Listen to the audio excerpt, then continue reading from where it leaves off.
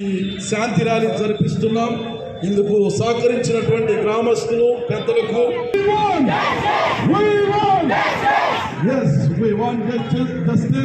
మా మాటలు మా మనస్సులన్నీ గమనించి న్యాయం చేస్తారని మనసారా కోరుకుంటూ నా మాటలు ముగిస్తూ ఉన్నాం. ప్రభుత్వంతో ప్రియమైనటువంటి తిరుపతి గ్రామ ప్రజలందరికీ డాక్టర్ పాస్టర్ ప్రవీణ ప్రముఖులకు దైవ సేవకులకు విశ్వాసులకు గ్రామ ప్రజలందరికీ యేసు ప్రభు వారు మన అందరికీ కూడా ఏర్పాటు చేశారు. ఈ మధ్యకాల సమయంలో పాస్టర్ ప్రవీణ్ పగడాల గారు మరి సువార్త కోవడానికి వెళ్తుంటే అవసర సంఘాలకు దళిత క్రైస్తవులందరికీ కూడా చట్టం మీద, పోలీసుల మీద, ప్రభుత్వం వారి మీద, దేవుని మీద మాకు సంపూర్ణమైనటువంటి విశ్వాసం మాకు ఉంది.